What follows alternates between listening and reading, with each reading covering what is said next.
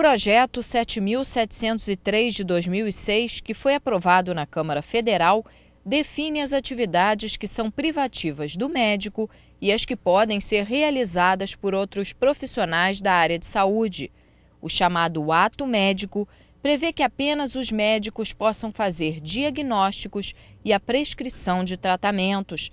Profissionais especializados ficariam responsáveis apenas por diagnósticos específicos, como o psicológico, nutricional e comportamental do paciente. E para falar sobre esse tema, aqui no estúdio comigo, o cônsul-geral do Sri Lanka, Dr. Sorraco Bastos, e o acupunturista, fisioterapeuta e médico, Dr. Francisco Pereira. Obrigado pela participação de vocês. Esse ato médico, ele vem causando polêmica, os profissionais de enfermagem, fisioterapia, eles vêm criticando muito porque todos esses tratamentos teriam que passar antes por um médico. Queria saber a opinião dos senhores. Doutor Francisco, o senhor tem especialidade, já trabalha muitos anos com acupuntura, agora o senhor se formou também em medicina aqui no Ocidente. Doutor Sorraco é formado em medicina, mas no Oriente. É necessário realmente essa formação em medicina para exercer a acupuntura? Não, a acupuntura pode ter uma formação própria, como acontece nos países do Oriente e também acontece nos Estados Unidos, né? São dois paradigmas na área da medicina diferentes, né? Da medicina oriental, tradicional, e da medicina ocidental moderna, que hoje estão se fundindo cada vez mais. O ideal é que elas se complementem, né? Mas não é fundamental que você seja médico para fazer acupuntura, né? Tanto que a Organização Mundial de Saúde, né, tendo como objetivo a saúde pública, né? Pensando na saúde pública, recomenda a formação própria na acupuntura, porque a demanda vai ser cada vez maior de profissionais da acupuntura para atender a população. Agora, é só o Brasil que quer essa regulamentação dos médicos serem responsáveis pela acupuntura? Como é que isso funciona nos outros países, doutor Sorraco? Como o doutor Francisco falou, a acupuntura é uma prática de um sistema de saúde completamente diferente do modelo biomédico ocidental. Assim sendo, vários países criaram modelos de regulamentação da acupuntura especificamente. Os Estados Unidos hoje, por exemplo, têm mais de 80 faculdades de acupuntura. A Inglaterra, a Austrália, Canadá, tem formação independente. Aqui no Brasil existem cursos de formação de especialistas. Esses cursos são muito bem-vindos. Entretanto, não existe uma referência acadêmica no Brasil. Nas faculdades de medicina e de fisioterapia, tem cadeiras eletivas ou optativas. Dificilmente uma cadeira é obrigatória, uma disciplina obrigatória de acupuntura. Isso enfraquece qualquer argumentação de se privilegiar um profissional ou outro do modelo biomédico ocidental para a prática da acupuntura.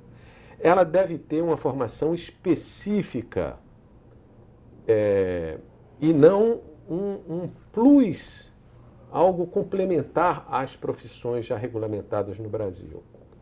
Em relação à acupuntura, há de se considerar que a Organização Mundial de Saúde, como o Francisco falou, a Organização Mundial de Saúde ela já reconhece não só a acupuntura, mas os sistemas médicos, os sistemas de saúde de países e povos, como a medicina ayurvédica, a medicina homeopática, a medicina Unani, a medicina, enfim, vários sistemas, o tibetano.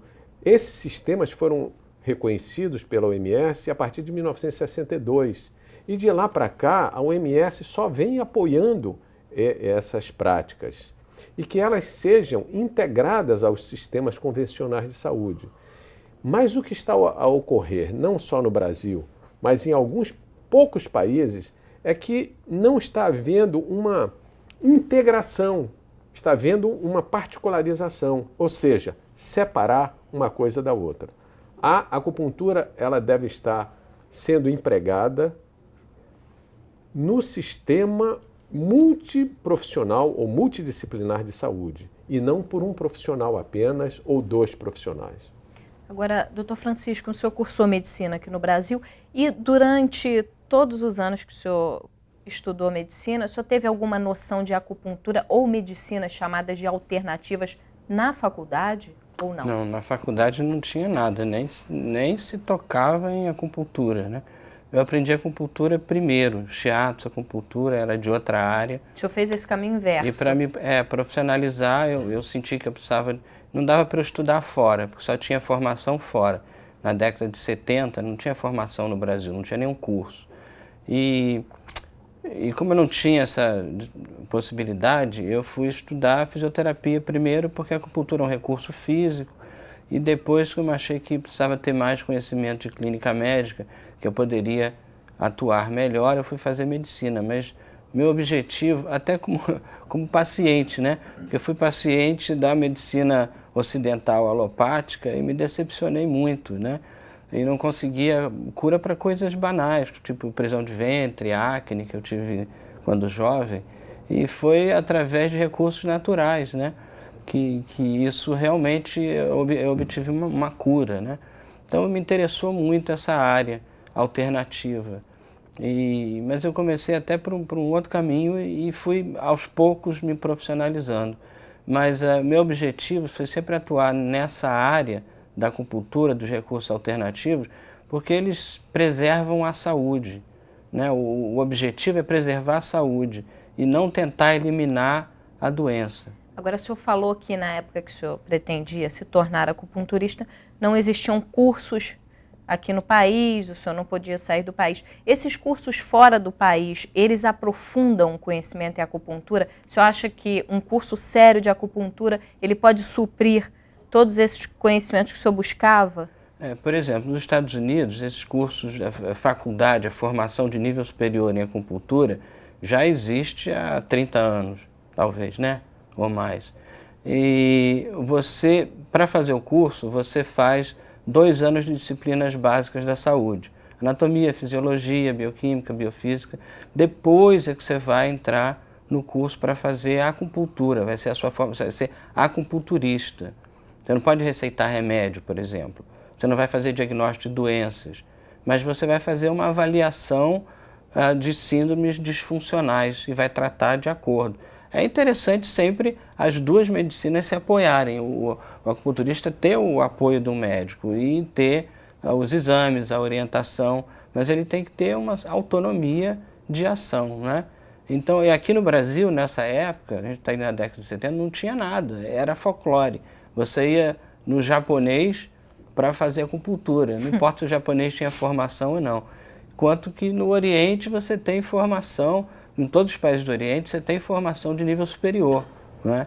Em acupuntura unicamente, ou em toda a medicina tradicional do Oriente. Eu quero continuar falando um pouco mais da acupuntura, até para as pessoas conhecerem essa história da acupuntura. No próximo bloco, a gente vai para o intervalo e o nosso programa volta já.